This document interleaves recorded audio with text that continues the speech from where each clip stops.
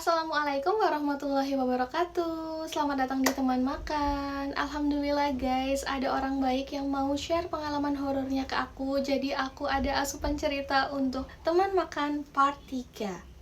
Kalian pernah nggak ngalamin kejadian horor di tempat kerja? Nah, jadi untuk di part 3 ini aku bakal cerita pengalaman horor yang dialamin Suci di tempat kerjanya dia yang baru. Jadi ceritanya, Suci itu melamar pekerjaan di beberapa tempat, tapi alhamdulillahnya dia keterima di satu tempat, yaitu tempat retail sepatu ya, atau toko sepatu yang ada di mall gitu ya guys. Nah, Suci di sana bekerja sebagai SPG. Sebelumnya aku mau jelasin dulu ke kalian. Jadi di toko Suci bekerja ini ada 9 orang, 5 orang perempuan dan 4 orang laki-laki. Untuk cewek yang 4 ini tugasnya sebagai SPG ya. SPG tugasnya kalian tahu kan, melayani customer. Dan kepala toko satu biasanya dia menghandle kasir juga. Dan untuk 4 cowok sebagai petugas gudang. Tugas petugas gudang adalah ngambilin barang di gudang, barang pesanan dari customer ya, yang dilayani oleh SPG. Tapi kadang SPG juga harus punya inisiatif kayak bantu-bantu beresin gudang atau inisiatif ambilin barang sendiri kalau memang petugas gudangnya tuh lagi sibuk menata-menata barang-barang baru ya guys. Nah, untuk cerita horor pertama yang dialamin Suci itu, dia baru pertama kali masuk kerja semingguan, terus ada customer, kebetulan petugas gudangnya tuh lagi sibuk banget, ada barang datang baru, jadi Suci inisiatif ambil sepatu sendiri di gudang. Ya, untuk ruangannya itu aku jelasin ya.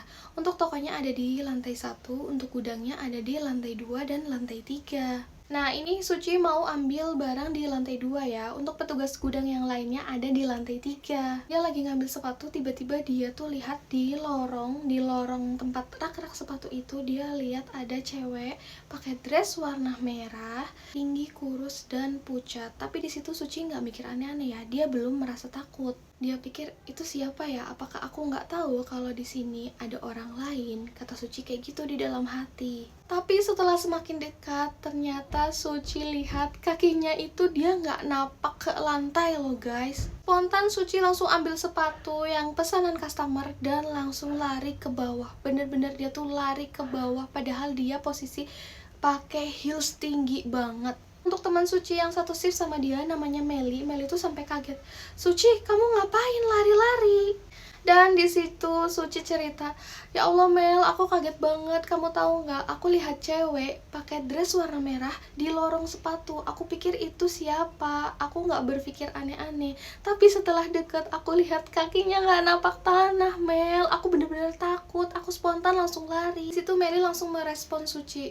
Hah, beneran kamu lihat? Kok secepat ini sih kamu diliatinnya? Suci makin kaget dong dengan respon Meli yang kayak gitu. Akhirnya Suci nanya, loh, emang kalian udah tahu? Emang memang di sini ada penunggunya kah? Terus Meli jawab, iya benar, emang di sini ada penunggunya dan setiap anak baru pasti dilihatin. Tapi kalau kamu kok cepet banget ya dilihatinnya, soalnya aku juga pas awal-awal di sini dilihatin, tapi setelah aku 2 bulan kerja di sini, kata Meli kayak gitu. Meli bilang lagi, tapi nggak apa-apa kok, itu mungkin cuman kenalan aja ya, dia nggak macem-macem kok sama kita, kata Meli kayak gitu. Setelah kejadian itu tuh Suci kayak masih takut-takut gitu loh untuk ngambil barang sendiri. Dia pasti selalu minta ditemenin atau minta tolong petugas gudang aja. Setelah berjalannya waktu, Suci tuh kayak udah terbiasa lagi, udah lupa dengan si cewek pakai dress merah itu ya, dan Suci udah nggak pernah lihat lagi cewek itu. Setelah beberapa bulan kerja di situ, Suci ngalamin kejadian horor lagi, dan ini kata Suci tuh udah sampai menyerang fisiknya dia. Jadi setiap istirahat itu Suci milih untuk tidur di gudang aja ya. Dia tidurnya di lantai. Dia itu pakai alas kain jarik itu, dan kain jarik itu emang udah ada di gudang dari awal dia masuk kerja. Cuman biasanya kata Suci itu, biasanya dia tidurnya pakai alas sajadah, tapi berhubung kali ini dia nggak bawa sajadah, akhirnya dia pakai kain jarik batik itu buat alas tidurnya dia guys.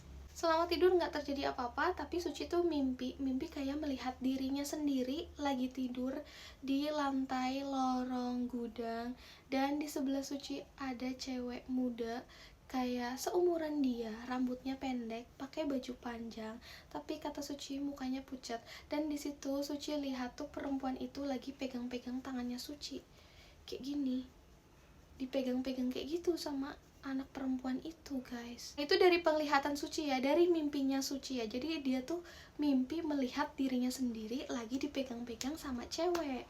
Terus tiba-tiba teman Suci tuh ngebangunin Suci. Suci bangun, udah waktunya masuk kerja. Nah, otomatis kan Suci bangun dan mimpi itu selesai akhirnya.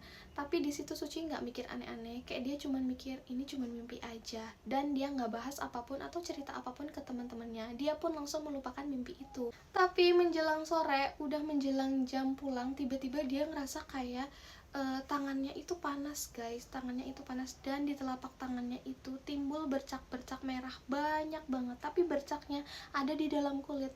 Kalian kebayang gak sih kayak orang kena flu Singapura kayak gitu? Tapi kata Suci itu rasanya nggak gatel, rasanya itu panas. Tapi anehnya yang keluar bintik-bintik itu cuman bagian tangannya aja, bagian kedua tangan dan telapak tangannya yang paling banyak. Di situ Suci belum mikir aneh-aneh ya, dia cuma mikir apa aku salah makan ya, apa aku alergi. Akhirnya dia pulang ke rumah, terus untuk kebesokannya ternyata makin parah bintik-bintiknya. Dan dia minta izin ke kepala tokonya untuk libur dulu hari ini karena mau ke klinik. Tapi untuk hasil tes darahnya itu nggak ada alergi sama sekali, guys. Dan disitu Suci cuma dikasih obat oles dari luar aja untuk meredakan merah-merahnya itu ya. Kata Suci itu tuh bener-bener nggak gatel, tapi rasanya tuh kayak panas gitu loh di dalam kulit. Pulang dari klinik, Suci tuh makin merasa panas, tapi di bagian tangan aja. Suci juga bingung, kenapa sih kok bagian yang panas tuh cuman bagian tanganku aja gitu loh, guys. Dan bintik-bintik merahnya pun makin banyak. Tapi kebesokannya Suci tetap berangkat kerja ya, karena dia merasa badannya nggak apa-apa, cuman bagian tangannya aja yang panas. Nah, akhirnya sampai toko, dia ditanya sama kepala tokonya, "Suci, kamu kenapa kemarin? Alergi kah? Coba aku lihat tangannya." Terus kepala tokonya kaget, "Loh, kok bisa semerah ini sih? Tapi kamu gatel nggak?" Dan Suci jawab, "Ini tuh nggak gatel, Kak. Ini tuh panas rasanya." Dan kepala tokonya jawab, "Kamu ngapain? Kamu habis ngapain? Kamu habis megang apa? Atau kamu habis makan apa?" Akhirnya di situ Suci cerita sama kepala toko itu tentang yang dia alamin kemarin waktu tidur pas istirahat ya, yang dia lihat dirinya lagi dipegang-pegang sama anak perempuan. Saat cerita kayak gitu, tiba-tiba ada satu security yang lewat nguping ternyata, dan security itu jawab gini, "Kenapa Mbak tangannya?" Gitu. Akhirnya Suti cerita juga dong dari awal ke security itu. Tiba-tiba security itu tuh megang botol minuman, terus kayak baca-baca doa gitu, terus dikasih ke Suci. "Mbak Suci, ini diolesin ke bagian yang merah-merah itu ya. Terus sisanya Mbak Suci minum, jangan lupa baca Al-Fatihah dulu." Nah, akhirnya Suci melakukan apa yang disuruh sama security itu, dan alhamdulillahnya merah-merahnya itu mereda. Akhirnya pas pulang kerja, Suci memutuskan untuk menemui security itu untuk bilang makasih. Terus Suci pulang ke rumah dan besoknya dia berangkat kerja seperti biasa dengan bintik-bintik merah yang sudah mulai hilang. Guys, kalian tahu nggak? Suci kan lagi kerja, dia lagi berdiri di samping pintu, tiba-tiba security yang kemarin itu nyamperin Suci. Terus security itu bilang kayak gini, "Mbak, saya mimpiin kamu sama anak perempuan sebaya sama kamu, seumuran sama kamu ya. Dia bilang marah sama kamu karena kamu pakai barang punya dia." Di situ Suci mikir banget ya, "Hah, barang punya siapa?" Terus Suci cerita lagi, "Oh ya Pak, kemarin saya tidur pakai alas kain jarik." Akhirnya si security itu minta diantarin ke gudang tempat Suci tidur kemarin, dan Suci ngasih tahu kain jariknya itu ke si security itu ya, guys. Terus kalian tahu nggak, si security itu nanya ke Suci, "Mbak, ini kain jarik dari mana ya?" Akhirnya Suci tanya ke teman-teman yang lain ya, yang lebih senior, "Guys, ada yang tahu nggak sih ini tuh kain jarik dari mana?" Terus kata kepala tokonya jawab kayak gini, "Itu tuh dulu anak gudang ada yang bawa, yang nggak tahu lah, tapi ada di pojokan aja, nggak pernah dipegang-pegang sama teman-teman yang lain. Baru pertama kali aja kamu yang pakai itu buat alas tidur," kata si kepala tokonya itu. Nah, kata security-nya apa kalian tahu nggak? Ternyata kain jarik itu tuh bekas buat nutupin mayat, guys. Astagfirullahaladzim, di situ Suci bener-bener nge-freeze. Bukan Suci aja sih, teman-teman Suci pun sama-sama kaget. Pokoknya nggak nyangka banget ternyata kain jarik itu bekas untuk nutupin mayat. Dan mungkin yang anak perempuan sebaya sama Suci itu adalah entitas yang nempel di kain jarik itu, ya nggak sih? Terus di situ security-nya bilang gini, udah mbak nggak apa-apa, mbak udah sembuh ini, yang penting jangan dipakai lagi ya, dan kain jarik ini sebaiknya dibuang, tapi jangan dibuang sembarangan, dikasih ke orang aja. Di situ semuanya mikir karena kayak Suci dan teman-temannya tahu bahwa kain jarik itu berarti ada penunggunya ya, ada isinya. Jadi kayak mereka tuh berpikir mau dikasih ke siapa, bingung, mereka semua itu bingung. Dan akhirnya kain jarik itu dibawa sama kepala tokonya Suci dan ditinggal di angkot katanya. Ya ampun, yang nemuin kain jaritnya gimana ya guys, semoga nggak apa-apa ya, semoga itu nggak mengganggu yang menemukan kain jarik itu ya guys. Ya setelah kain jarik itu udah dibuang, udah ditinggal di angkot, aman ya, nggak ada terjadi apa-apa. Tapi ada kejadian lagi, satu kejadian lagi di tokonya Suci yang kali ini tuh mencangkup semua, maksudnya semua pegawai merasakan ya. Hari itu kondisi toko tuh bener-bener sibuk semua ya, karena mau ada event. Jadi kayak barang datang tuh banyak banget untuk event itu ya guys. Akhirnya petugas gudang tuh bener-bener sibuk. Dan kita sebagai, maksudnya Suci ya, Suci dan teman-temannya sebagai SPG tuh ikut bantuin petugas gudang juga. Jadi ada bagi tugas ya untuk 4 orang SPG ini, yang 2 di toko, yang 2 ikut bantuin petugas gudang. Karena bener-bener banyak pekerjaannya, mereka tuh sibuk di gudang dari siang sampai maghrib, sampai menuju maghrib ya guys. Dari 4 petugas gudang ada yang ngajakin Suci turun, Suc kita turun aja yuk karena udah mau maghrib. Tapi 3 petugas lainnya masih sibuk. Akhirnya di situ Suci nggak enak dan bilang sama petugas gudang yang satu ini, enggak lah, aku mau bantuin kalian aja. Terus petugas gudang yang satu ini teriak-teriak ke teman yang lain, guys turun aja yuk, udah maghrib, lanjut nanti lagi, kata petugas gudang yang satu ini ya. Terus ada salah satu petugas lainnya yang jawab kayak gini, nanti aja lah, tanggung, tinggal sedikit, selesain dulu aja, soalnya besok bakal datang barang baru lagi, takutnya ketumpuk. Dan akhirnya Suci sama satu teman SPG-nya dan 4 orang petugas gudang ini lanjut ngerjain, bersihin atau ngerapihin, nata-natain barang di gudang ya guys, sampai maghrib. Nah, Suci dan kelima temannya ini kan lagi beresin barang di lantai 2 ya. Jadi kalian ingat kan, untuk gudangnya ada lantai 2 dan lantai 3. Suci dan teman-temannya lagi beresin barang di lantai 2. Tiba-tiba Suci dan teman-temannya itu dengar suara kayak orang lari dari pojokan gudang menuju ke bagian tangga. Katanya dubruk dubruk dubruk dubruk. Kalian kebayang gak sih kalau ada di lantai atas kita tuh ada yang lari, pasti kedengaran kan? Nah, itu katanya suaranya dubruk dubruk dubruk seperti orang lari dan menuju ke tangga. Dan suara itu pun lanjut kayak orang lari di tangga.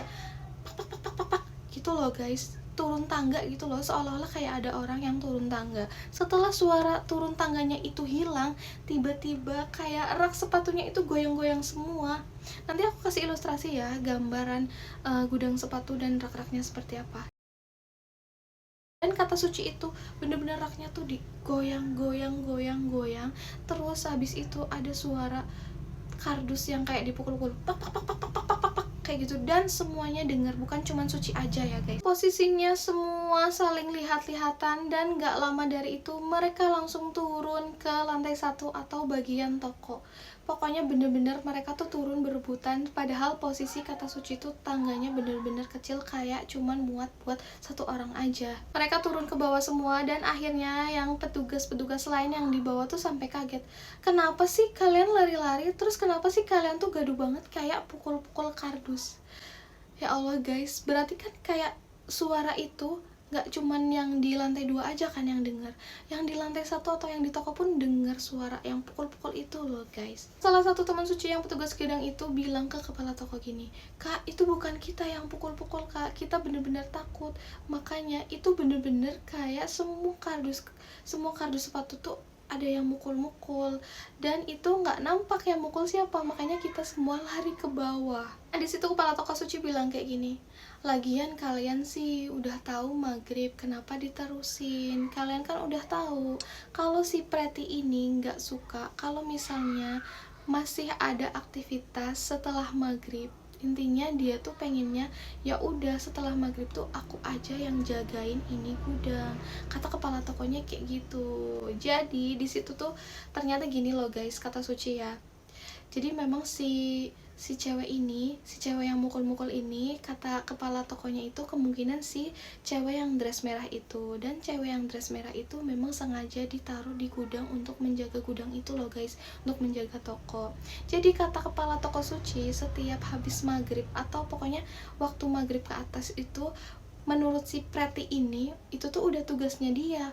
Ini tuh udah tugas gue loh jagain gudang, kenapa kalian masih di sini gitu loh. Jadi secara tidak langsung kayak si Preti itu ngusir petugas gudang yang lain biar turun, karena biar kayak ini tuh gantian aku kayak gitu loh. Jadi kata kepala toko Suci itu tuh nggak apa-apa sih, cuman si Preti ini pengen diakuin aja kalau dia tuh ada di situ, kalau jatahnya si Preti itu abis maghrib, jadi jangan diganggu gugat gitu loh guys. Tapi setelah berjalannya waktu, Suci betah kerja di situ. Masih banyak gangguan-gangguan kecil yang dia alami, tapi kata Suci itu nggak apa-apa dan udah mulai terbiasa. Dan Suci udah kerja di situ katanya 4 tahun guys. Nah jadi segitu aja cerita dari Suci. Ya Allah, epic banget ya. Maksud aku, menurut aku si Prati ini ternyata bagus juga ya kerjanya, karena dia merasa udah jam waktunya dia ngusir teman-teman yang lain biar keluar dari area kerjanya itu.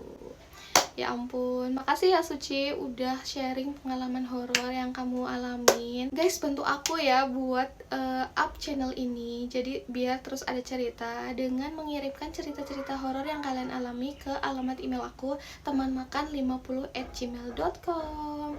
BTW makasih yang udah nonton sampai habis. Jangan lupa subscribe juga ya guys. Terima kasih. Wassalamualaikum warahmatullahi wabarakatuh.